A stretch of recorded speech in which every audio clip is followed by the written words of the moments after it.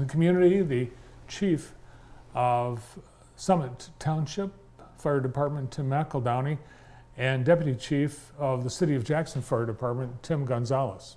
Guys, welcome to the show. Thank you for having us. Great to have you here. Thank you for your service in our community, and thanks for taking time to be with us today. So first, I want to clarify, because there has been talk at City Council level about changing the name or the structure of the leadership of the Jackson Fire Department. Mm-hmm.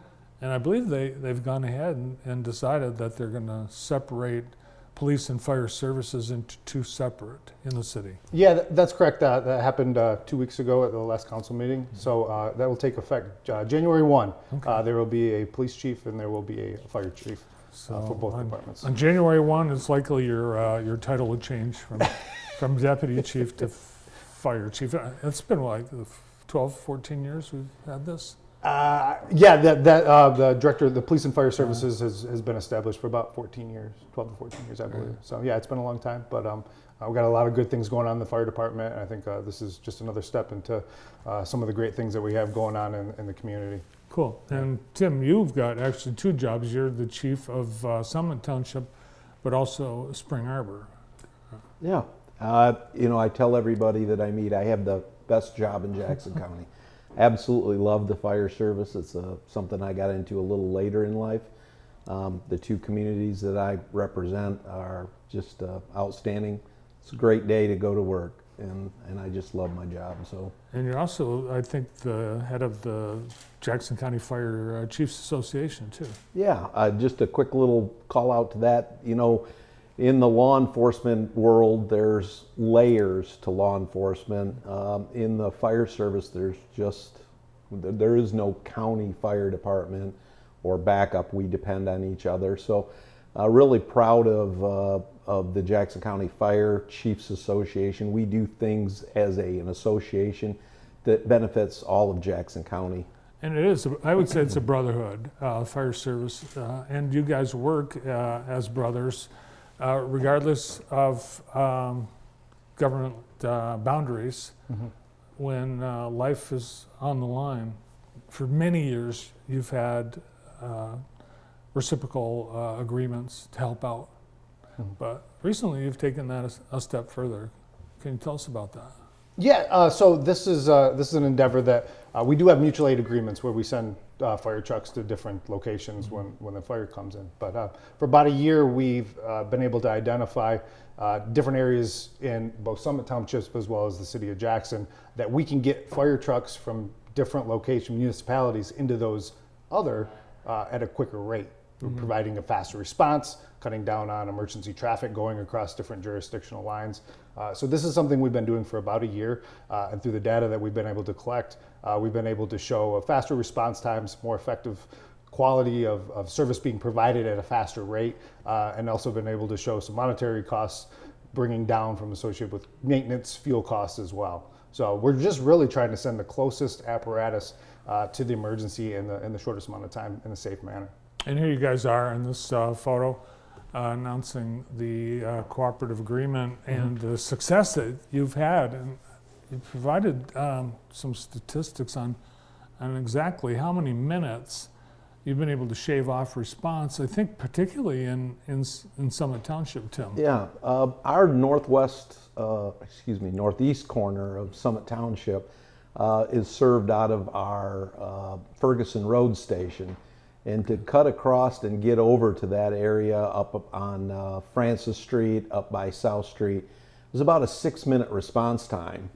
And that's what really, when the city a few years ago reopened Station 2, that's on Milwaukee and Prospect, that was just a no-brainer for us to start talking about them better serving that northeast corner of Summit Township, because they're 2 blocks from Summit Township.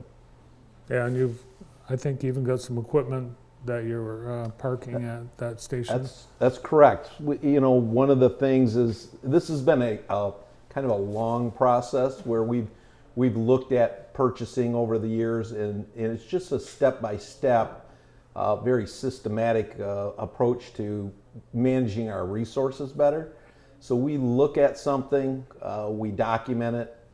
You know, did it make things better? Yes. Let's move on. Let's find something else. And we are very, very interdependent on each other.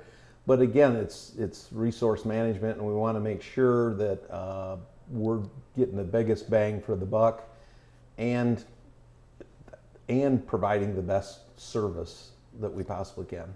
So you've been helping each other all along with responding, you know, so, oh my gosh, it's a 3-line fire, we know, all hands on deck. How is this different, your new arrangement? Well, the new arrangement is to any a medical emergency, a vehicle accident, that apparatus, the closest apparatus is automatically going to that.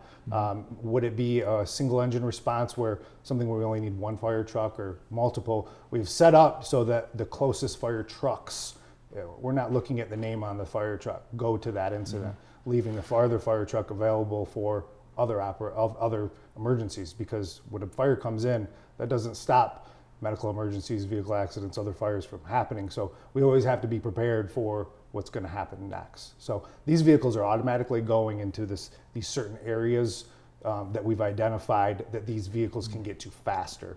So, and we also do all our policies, all our procedures are set up now in the same way. So we're doing things in both departments the exact same way, which has really helped streamline, make us more efficient, and it's really just providing that best cost service to the citizen.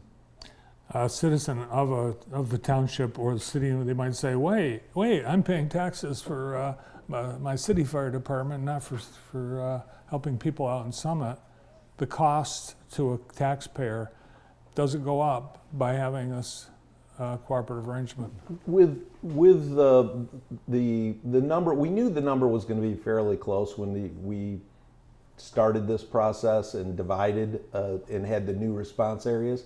And after 1 year, we come up to about 430 calls that the Summit responded into the city response area, and about 415 calls where the city responded into Summit. So it's very, very close. We knew it was going to be. We drew the lines that way on purpose, so there's no burden. We were already making those calls. Actually, that's where the cost savings come in. We're running the trucks less, and fuel consumption is down, wear and tear on the vehicles. You know, when a brake job on a fire truck costs $10,000, if you can spread that or get another year in between brake jobs, it's a significant savings. And you're also taking advantage of the city's department, what people fix your trucks. Yeah, our DPW who fixes our fire trucks, Summit Township, and I'll let the chief describe it, they've been in an agreement where they're also fixing their fire trucks as well. Yeah, so about 2 years ago, we were having a private company, did a great job for us servicing our truck, but then we looked into what the cost would be to have the city do it. They had a brand new facility. They have all the equipment there, and their turnaround time was what attracted me the most. Is they could turn a vehicle around and get it back in service faster.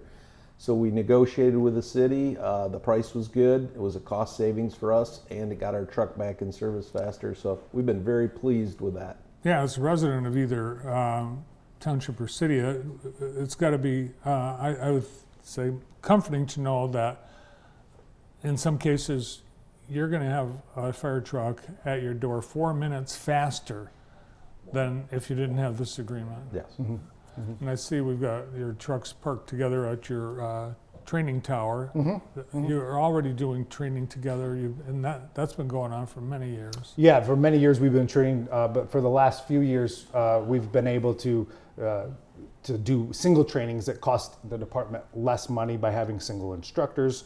We've also been doing all our purchasing together. So equipment, hose, fire gear, medical equipment that we purchase, we do that all together, which again, it doesn't show huge cost savings when you look at it up front, but if you spread that out over the course of 1 year to 2 years, that's going to start to add up. And the cost of vehicles, we've seen increase in rates. We've also been looking at being able to systematically spread out the time of when we're purchasing these vehicles and possibly into an opportunity to do something together with Summit to, again, make us long-term sustainability is really what we're looking to get out of that. Do you guys think that you may have saved a life by having this partnership? I believe we have. It's to be able to point to a specific person. You know, it's kind of that, if we're arriving on a trouble breathing 4 minutes earlier, I've got to believe that that's making a difference. So, and the comfort level that we're giving to the citizen, it's their worst day. Whether it's a citizen of Summit or the city, when they dial 911, it's probably their worst day. And they're calling, and we need to get there as fast as possible. And this does that. Well, it sounds like a great partnership and obviously a win-win, both in cost savings and health outcomes. So great to hear about it. Thanks for sharing it with us today. Appreciate it. Thank you. Good to see you both. The Chief of Summit Township Fire Department, Tim McEldowney, and the City of Jackson Deputy Fire Chief, Tim Gonzalez.